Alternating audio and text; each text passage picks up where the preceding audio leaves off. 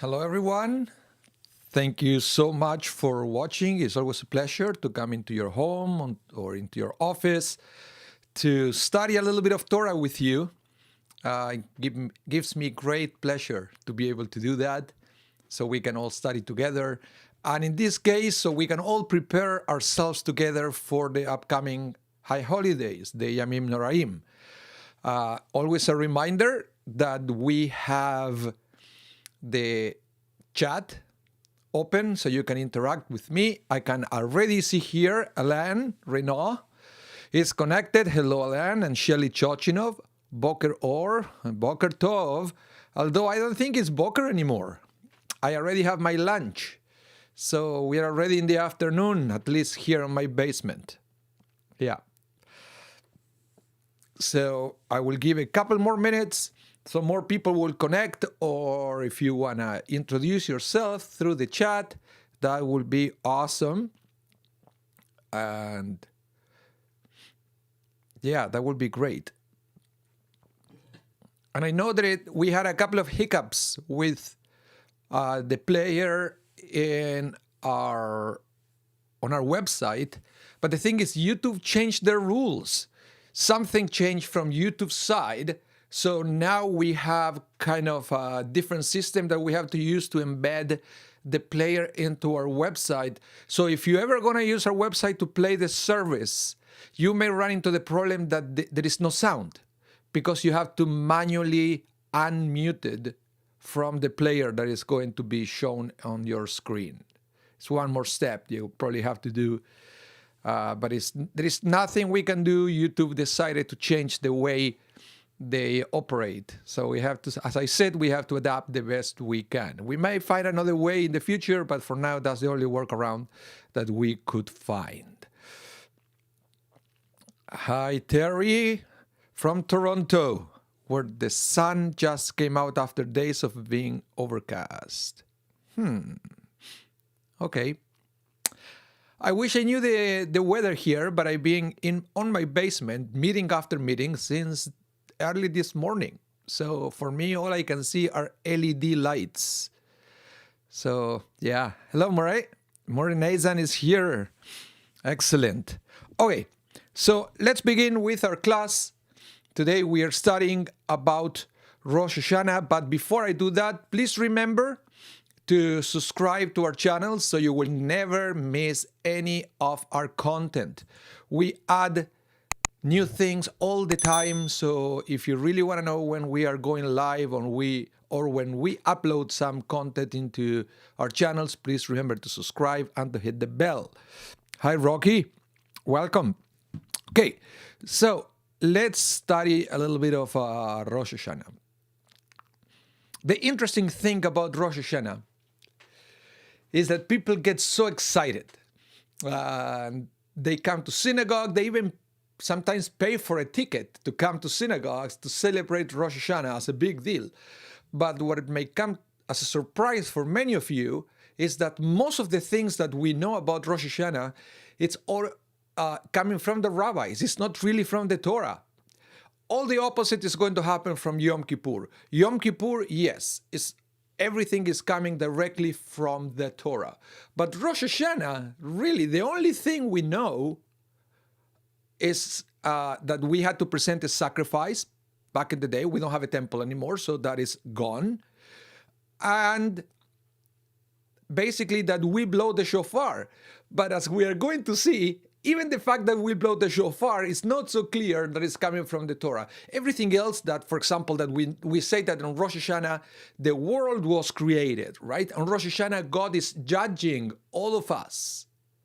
But it's all coming from the rabbis. There is no reference, at least not a direct reference in the Torah about that. And that's something very interesting. How we made a big deal out of a holiday that is mostly rabbinical in origin. The other one that is a big deal and it was created by the rabbis is Hanukkah. But it's a huge difference in the way we approach both holidays. So, without further ado, let's study the text that I have prepared for you today. So we have here, this is the text from the Torah where we read about Rosh HaShanah. which, by the way, again, the name Rosh HaShanah is not even from the Torah. The name Rosh HaShanah is coming from the rabbis. It goes like this. Leviticus 23, verses 23 to 25. Again, the Lord spoke to Moses, saying, speak to the sons of Israel, saying, in the 7th month, on the first of the month, you shall have a rest, a reminder by teruah, a holy convocation. You shall not do any laborious work, but you shall present an offering by fire to the Lord. So, let's see, what do we learn from here? First, that Rosh Hashanah is not the first month of the year. In fact, the Torah says that Rosh Hashanah is going to be celebrated on the 7th month of the year. Isn't that interesting? Because you have to remember that in the Torah, we use a different kind of calendar. The calendar that we use now that starts with Tishrei, and start with Tishrei and ends with Elul, was created by the rabbis. In the Torah, the calendar starts with the month of Passover, and that will be month number 1. Month didn't have names, they have numbers. So Rosh Hashanah, or this holiday that the Torah is inviting us to observe here, according to the Torah, is on the 7th month. We do agree that it's on the first day of that month. Okay? For that, it's the same. So the Torah is saying here that we will have a day of rest, just like any other holiday, right? That we don't do any kind of work. And we present an offering by fire. That means a sacrifice to the Lord, but you need a temple for that. And the other thing that it says is a reminder by teruah in front of a convocation. So you have everybody together, and it's going to be a teruah. But this is the interesting thing. What is teruah?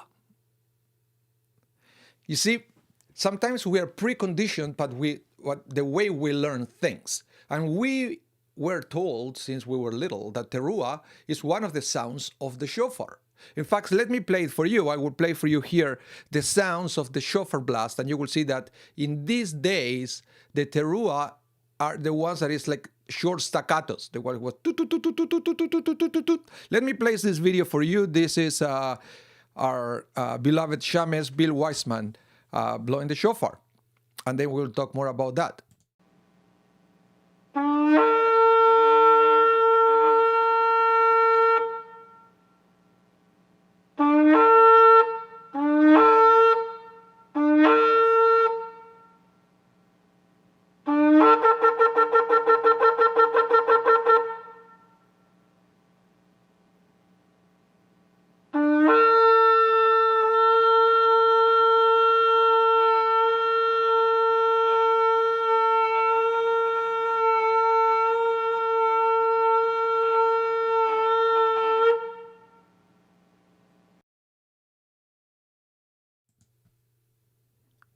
Were you able to hear that? I hope so. Couldn't hear here, so I don't know if it was clear for you which one was the teruah, the one that is like a short staccato. Now, the interesting thing about that is that basically, thank you, Rocky, basically that the rabbis decided to translate teruah as the sound of the shofar. In fact, if you read the book of Leviticus, it doesn't mention the shofar at all. And that is something very weird. You would expect that if God would like us to blow the shofar for Rosh Hashanah, it will be a more clear or more direct command. But it is not. So, for example, if we read this text here in the book of Joshua, you will see that it seems to be something totally different, and it also uses the word teruah. It says, and when a long blast is sounded on the horn, as soon as you hear that sound of the horn, all the people shall give a mighty teruah. Thereupon the city wall will collapse, and the people shall advance, every man straight ahead. You probably know this story. This is the story of Joshua around Jericho. And you see, the same this is the interesting thing here about this text, is it mentions both the horns and the teruah as two different things. So basically it says, when you hear the horns, you should give a mighty teruah. Because in this context, and if you go to read on any English Bible, teruah is translated as shouting. So in other days, the first text from Leviticus, when it said that you should be reminded by teruah, perhaps what it means is on Rosh Hashanah, we shouldn't blow the shofar, but we should come to synagogues and to give a big shout to the Lord. You know, sometimes that's something that happens in evangelical churches where the pastor would say, please give a big shout to the Lord, and everybody will go crazy. Or in the Middle East, when they ululate, they go like that, and it looks like historically that was a teruah, when people will give this big shout to the Lord to celebrate something. And so if you go to the book of Joshua, it seems to imply, and seems to be very clear, that that's exactly what it is. It's a big shouting, and the blowing of the trumpet is something else. In fact, this was a big controversy between rabbis and the Karaites. Remember the Karaites, is a group of Jews that they rejected the Talmud, and they disagreed on the topic of Rosh Hashanah. So we, rabbinic Jews, decided to translate teruah as blowing of the shofar, and the Karaites decided to translate that day of shouting, and that's exactly the way they celebrate Rosh Hashanah, which, by the way, they don't call it Rosh Hashanah, they call it Yom Teruah, even to this day. So if you ever encounter a Karaite synagogue somewhere that you go, and you happen to be there for Rosh Hashanah, they don't have the shofar. In fact, Karaite Jews never heard the shofar, probably, their entire lives. But if that's the case, how come the rabbis decided to translate teruah as blowing of the shofar? If it's so clear in the book of Joshua that that's what it is. Not so fast. Because if you go to the book of Deuteronomy, it will say here, but when you sound a teruah, the divisions encamped on the east shall move forward. And when you sound short blast a second time, those encamped on the south shall move forward. Thus short blast shall be blown for setting them in motion.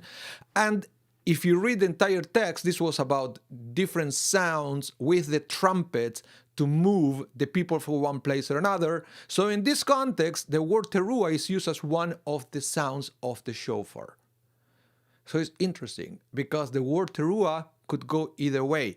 Could be shouting, or could be one specific sound for the shofar that eventually the rabbis decided that it's going to be the short staccato one. So remember that the shofar we have tekiah, which is doo, shevarim, doo, doo, doo, and then teruah, doo, doo, doo, doo, doo, doo, doo, doo, doo, doo, doo, doo. That's the way it came out to us from the rabbis. But I thought I thought it would be kind of interesting to share this controversy with you, so you will know that is not a straightforward interpretation that teruah means shofar. So let's continue a little bit studying more about Rosh Hashanah here. And now we, as you can see by this text that is taken from the Mishnah,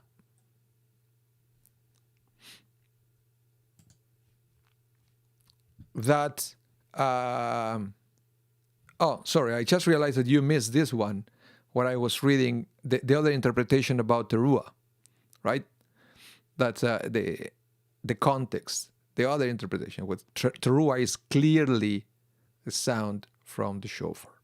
So now we can move to this one.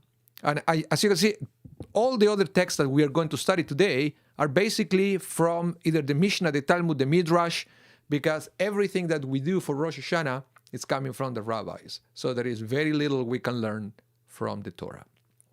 That's that's the way it is. That's the way it is with Rosh Hashanah. So it's mind-blowing that it went that so far into the observance, and so many people embrace these holidays being something that came from the rabbis. So, on Rosh Hashanah, all creatures pass before God as sheep before a shepherd. As the verse states, He fashions the hearts of them all. He discerns all of their deeds.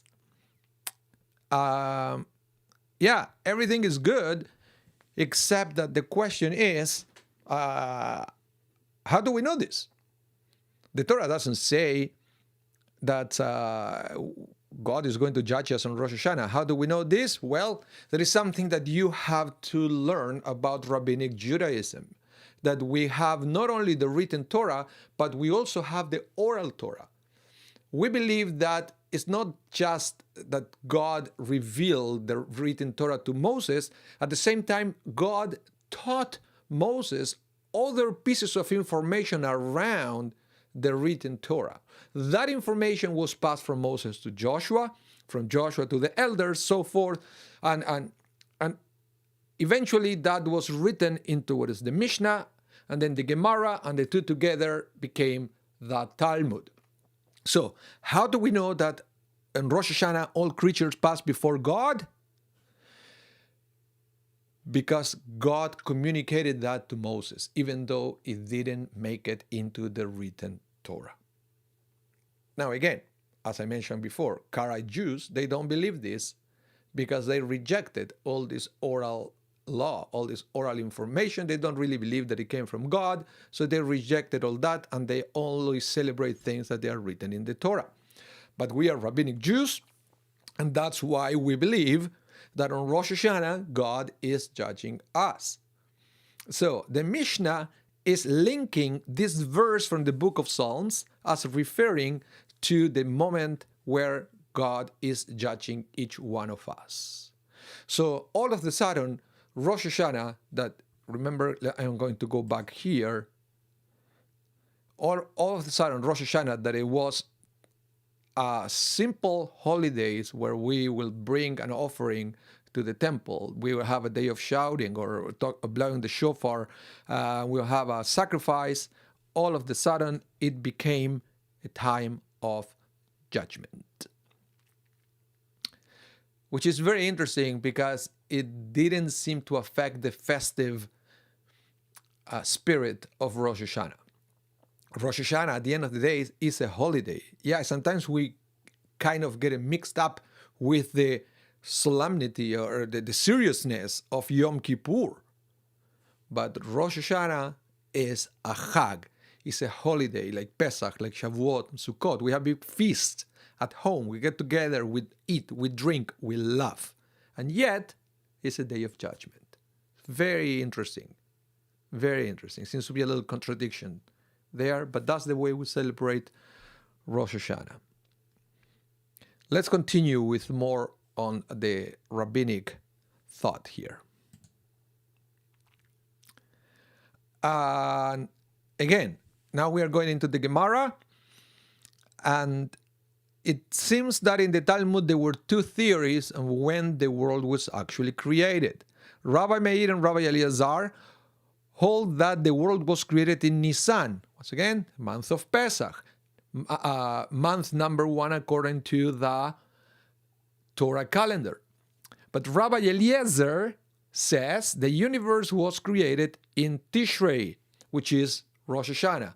In the rabbinic calendar, month number 1 is Tishrei. So we have these two opinions in the Talmud, and as we know, Rosh Hashanah,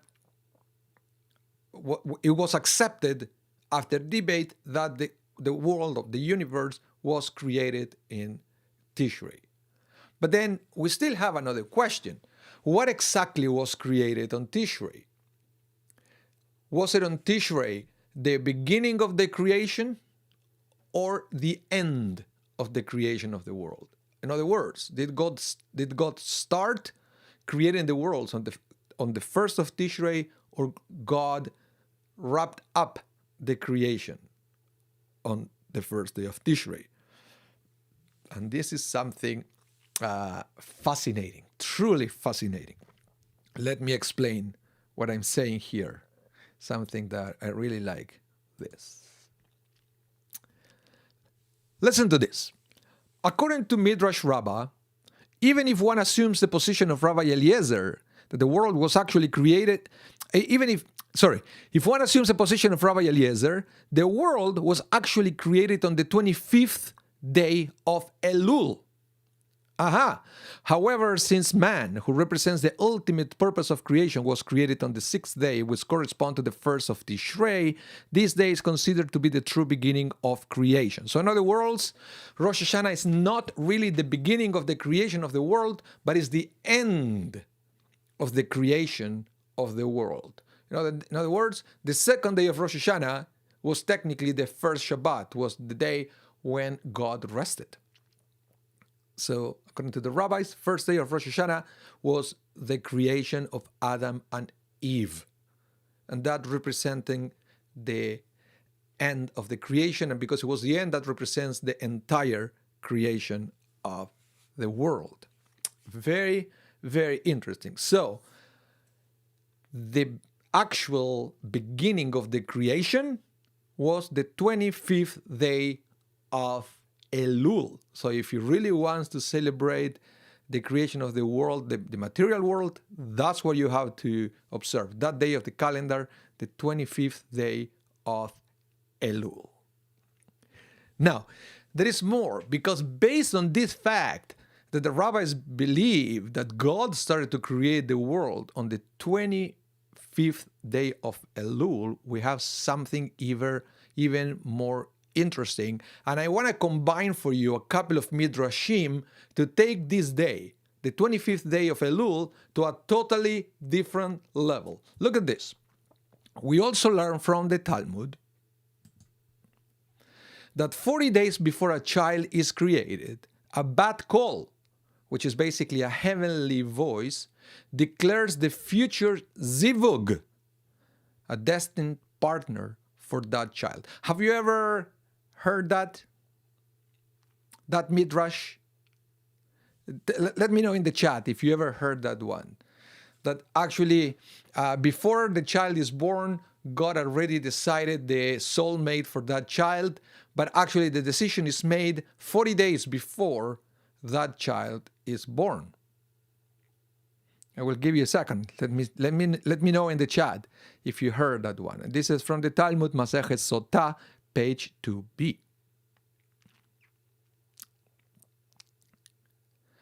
In any case,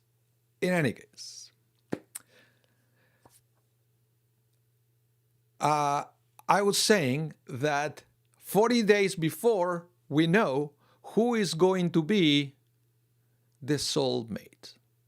Who is the person who is going to marry? But you know that in Judaism, we have a holiday that is also a festival of love.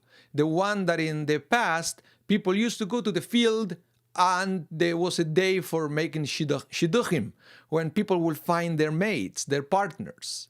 Who knows what day is that? What festival is that in the Jewish calendar, the Day of Love? Let's see. I don't see the chat moving, that I would like to know if you know which holiday I'm talking about.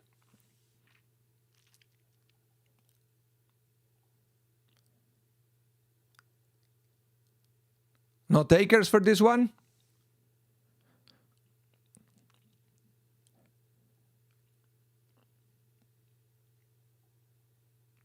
Okay, in that case, I'm going to say it. The festival of love in Judaism is called Tu B'Av. In fact, we sometimes we celebrate that. Last time we did it before COVID, we had a big party in the parking lot with music, with tango music, with drinks, and it was something for couples, and it was very beautiful. Now, this is the interesting thing. Let me put it here.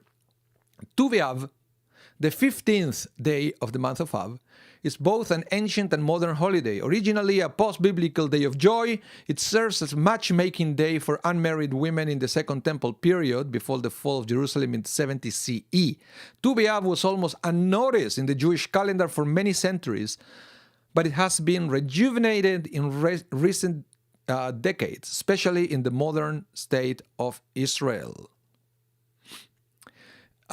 In its modern incarnation, it is gradually becoming a Jewish day of love, slightly resembling Valentine's Day in English-speaking countries. So we all know Valentine's Day. So Tu B'Av became kind of the Jewish Valentine's Day. But it's coming from the ancient days where it used to be the day of love back on the date of the temple. But this is the interesting thing. Let's keep reading. Rabbi Kruspedai said that Rabbi Yochanan said on Rosh HaShanah, did I miss something here?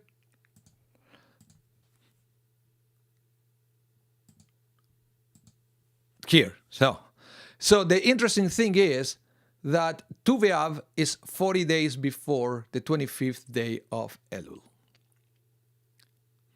I bet you didn't know that, or you didn't make the numbers. So in other words, the Talmud said that 40 days before the child is born, a heavenly voice said who is going to be the soulmate.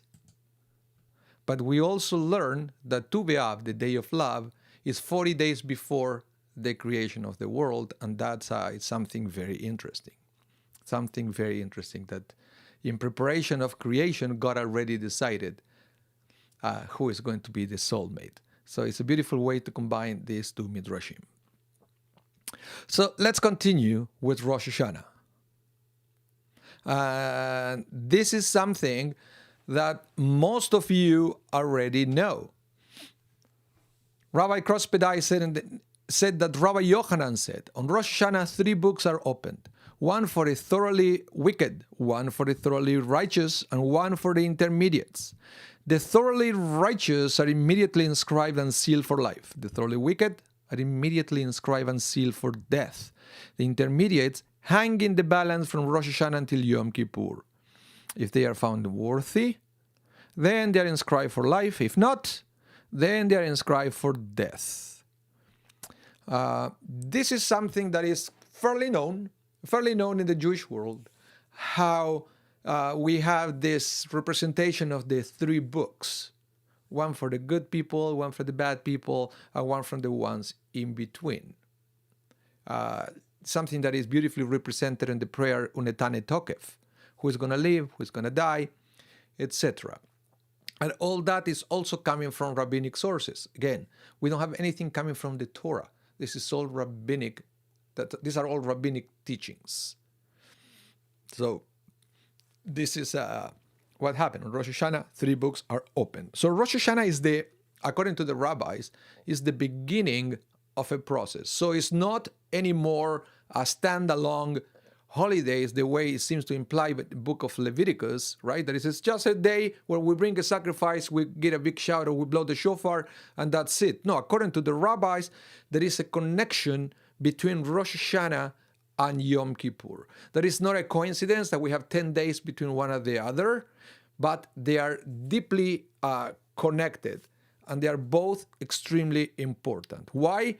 Because on Rosh HaShanah, God starts the trials, and on Yom Kippur, God is going to end it. But that gives us 10 days to do something about our mistakes, so that will change the verdict on the day of Yom Kippur. Yes, we celebrate on Rosh Hashanah, we feast, but at the same time, we prepare ourselves for its coming, the next stage, which is the festival of Yom Kippur. And that's we call that period Aseret Yemei Teshuvah, the 10 days of Teshuvah. As we studied last class, Actually, the process of Teshuvah started at the beginning of the month of Elul. Remember, we blow the shofar every day during Elul to wake us up from our slumber, so we can start this process of Teshuvah. But in between Rosh HaShanah and Yom Kippur, it's almost like that feeling intensifies, even though we don't blow the shofar in between Rosh HaShanah and Yom Kippur. It's a different kind of time that we have. Hopefully, after the services of Rosh HaShanah, we can have a boost in our inspiration to do Teshuvah, to change our lives. So hopefully we will come to Yom Kippur as clean as possible. So we'll have the last 10 days to make amends with other people and with God.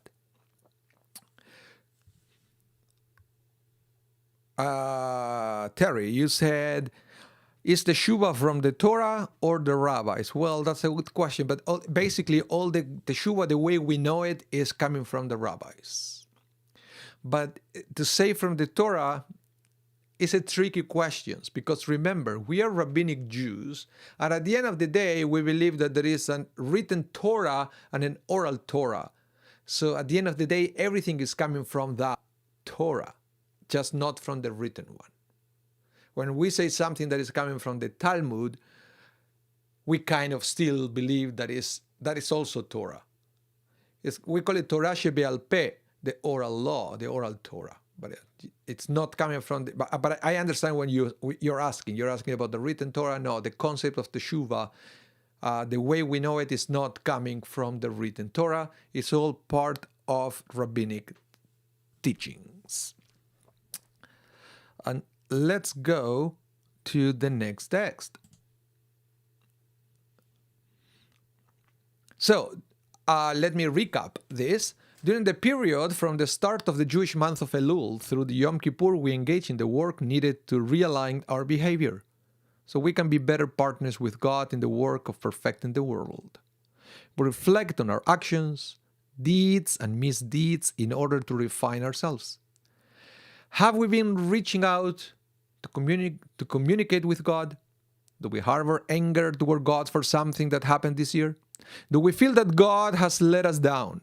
How does God view us? Have we held up our end of the relationship? What times in the year gone by have we let God down?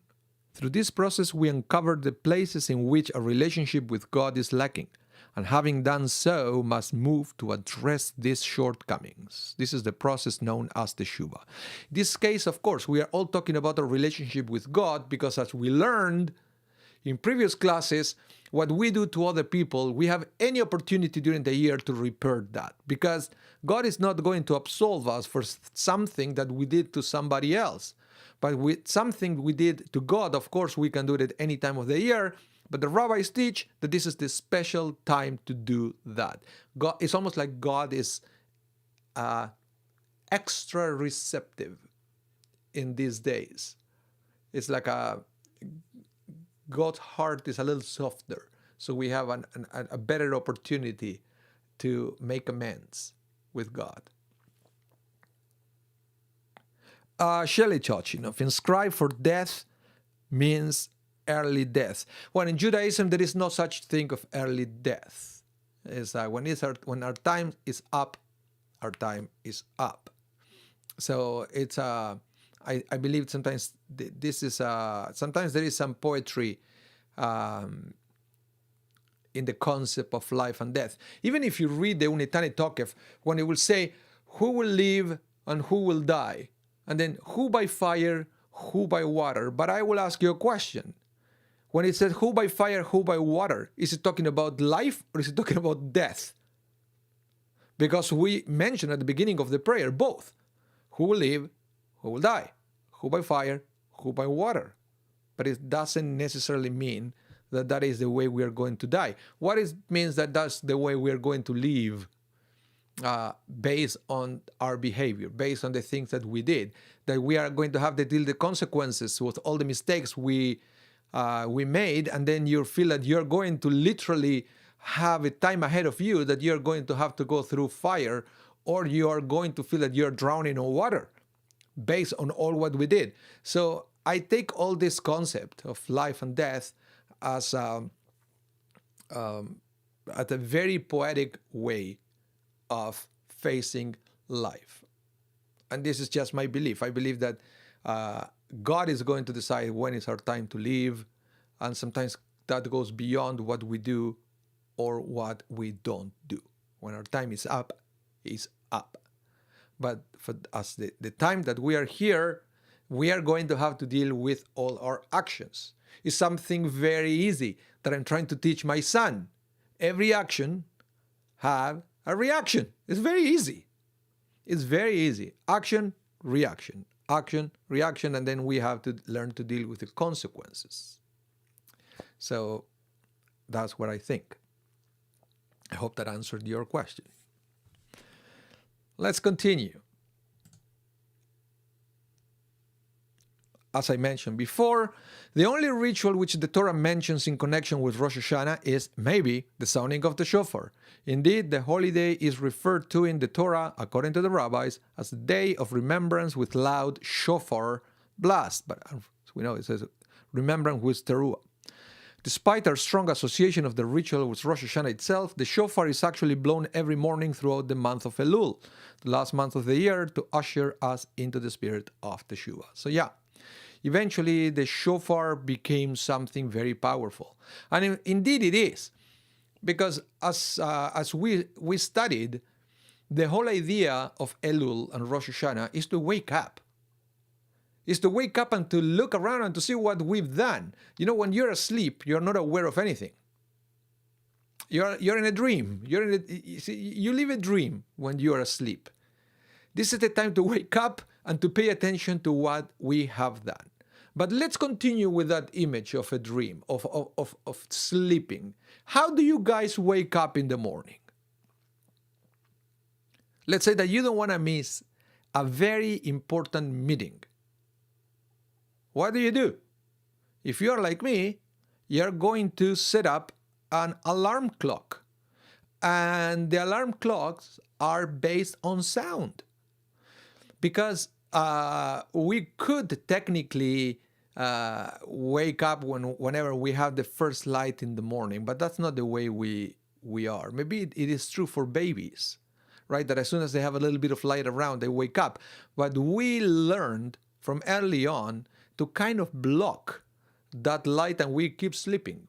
So light enough is not enough to wake us up. And this is very important because every day of Elul, also we learn a special chapter of the book of Psalms that starts saying, Adonai Yori, God is my light. And that's all good, except that we know how to filter the light. We know how to block the light, but sound, we haven't learned. We still wake up every time the alarm goes off. And that's what the shofar is. The shofar is like an alarm clock. Same symbol that we are going to have supposedly when the Messiah comes, that the shofar is going to be blown. Why the shofar? Again, is to wake us up, to take us out of the dream. Because the light of the future Messiah is not going to be enough, because we know how to block the light. We need sound to be awake. And that's why I believe it's so important to have the shofar. Or even if you believe that teruah is a big shouting, it's the same concept. It's the concept of a big sound to wake us up. So then it's not so crazy to connect Rosh HaShanah of Yom Teruah with a day of reckoning. But something important is going on, especially in our relationship with God, because of all this sound to wake us up. So it is in tune with what the rabbis have taught. Now, it's interesting what the Maimonides says about the shofar. He says, although the sounding of the shofar on Rosh Hashanah is a chok, chok is a scriptural decree without rational basis. And this is Maimonides. I love what he said. He basically said, well, even though the shofar is a chok, that means that it's something that has no explanation, right? Because it doesn't say why we do it. Maimonides is saying here, even though it has no explanation, I'm going to tell you why we do it, which is kind of, it makes me laugh a little bit because it's a contradiction. He starts saying, he opens the paragraph by saying there is no explanation, but then he said, nevertheless, I will give you one. It nevertheless implies the following: arise, arise, you who are fast asleep, and awaken, you who slumber. Search your deeds and return in sincerity to your Creator. Those of you who have lost sight of the truth, who are distracted from it by transitory vanities, and have instead consumed your entire year with empty and futile pursuits that will not bring deliverance, look well into yourselves and improve your behavior. Let each of you forsake your evil ways and harmful thoughts. Yeah, very interesting. But that's, according to Maimonides, that's the symbol of the shofar, which is pretty much the way it's accepted in the rabbinic world. Shelley, you said, I get it. Is the period between Rosh Hashanah and Yom Kippur like liminal state similar to that period when the soul leaves the body and before it gets to Gan Eden? Not sure about that. No, not sure about that. You're talking about the limbo in between, but I'm not an expert on that either, so I'm not qualified to give you an opinion on that statement. Let's continue. Okay, so again, the shofar blasts are performed in a particular manner. There are 3 different notes: tekiah, shevarim, and teruah. The sounds of the shofar are meant to elicit varying emotional responses. The tekiah, the most iconic of the shofar's cry, is like a trumpet blast or an alarm clock. It is meant to jolt us out of our routines, our inappropriate actions, and our complacency. The shevarim evoke a mournful wailing. You know, when somebody's crying, it's almost that kind of sound. So you have to use your imagination here. It elicits feeling of grief or sorrow. We are in grief over potentials that we did not fulfill in the past year and express sorrow over the pain that we have caused others. Finally, the teruah emulates the quick gasps of sobbing. You know, when somebody's crying, like that kind of sobbing. Its cries express the sadness we experience day by day as we work through life's minor bumps and scrapes. So in Rosh Hashanah, we bring all these feelings, and hopefully all those feelings also will help us in our process of Teshuvah. Let's go to the next one. The other thing that we have to learn before Rosh Hashanah, so we prepare ourselves, is on the afternoon of the first day of Rosh Hashanah, people gather by the body of water to observe the ritual of Tashlich. They gather by the water's edge to read verses from Micah, which ask God to cast off our sins into the depth of the sea. From the standpoint of ritual obligations, there does not need to be any other ritual beyond the recitation of these lines. However, it has become customary for people to toss breadcrumbs into the water as they recite the verse. The breadcrumbs are symbolic of us casting our sins away. Let me correct this here.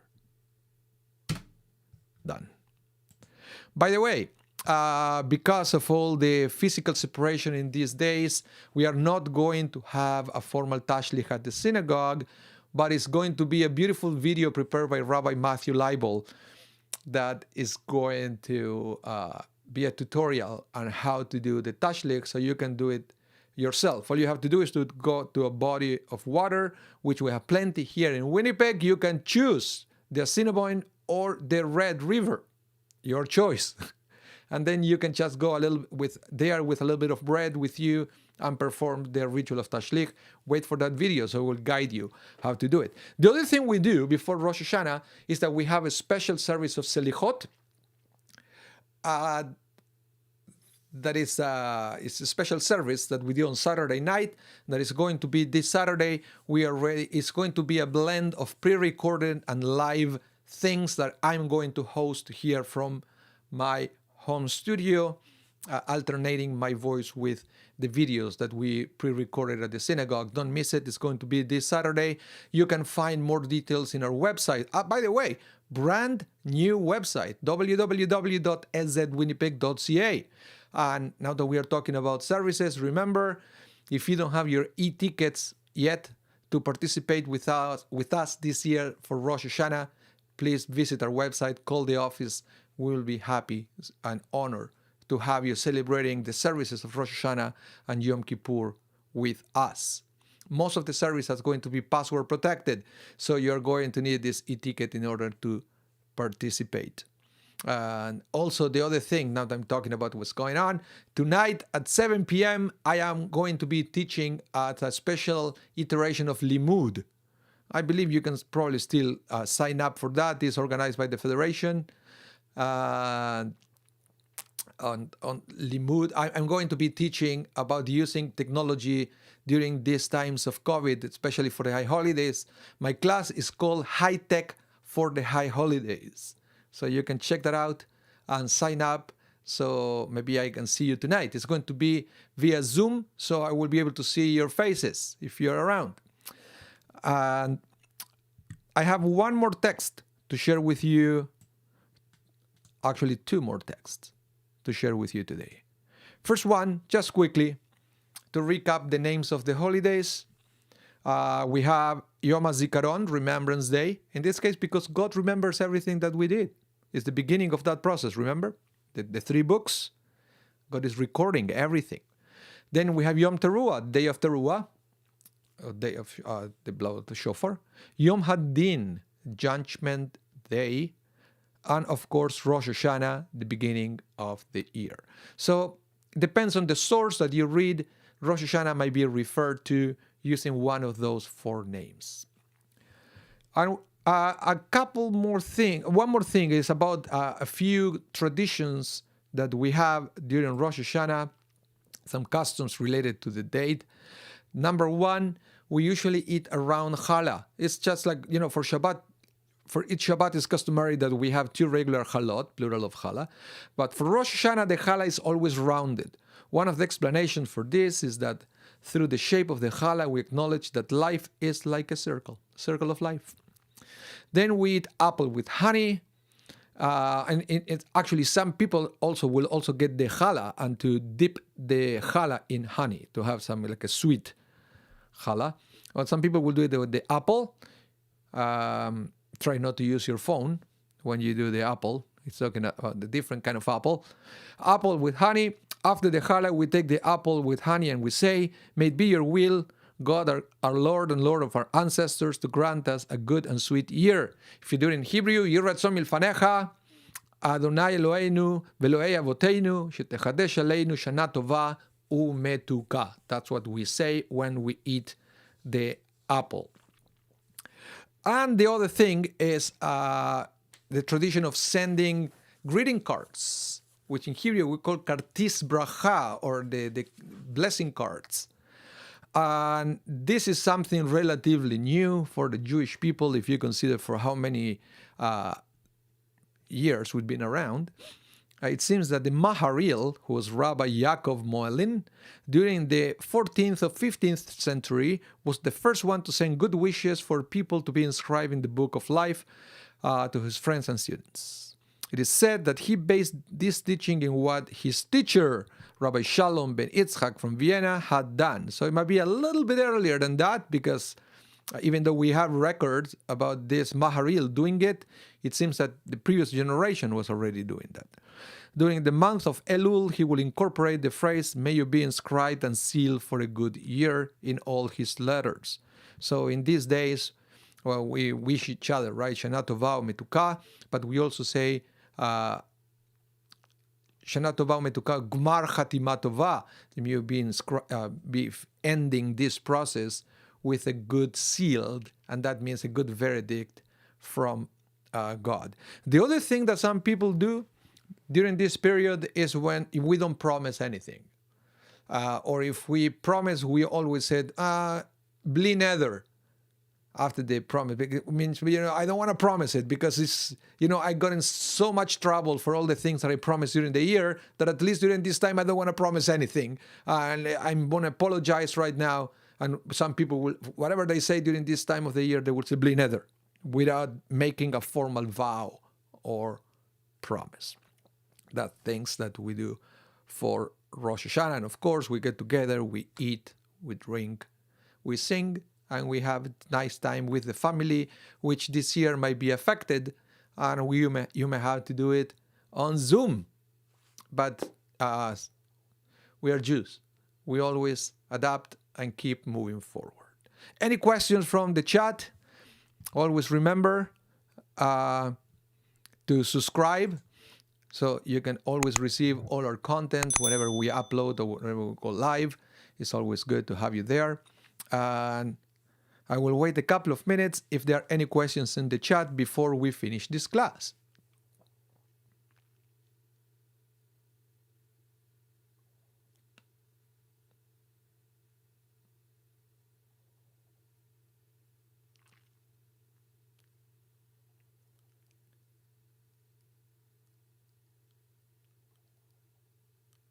Well, in that case, thank you so much for watching. It was great to have you there. And I will hope to see you soon in person, hopefully one day soon. Stay safe and remember to get your tickets so we can all celebrate this high holiday together. Shana Tova Umetuka and Gmar Chatima Tova. Bye for now.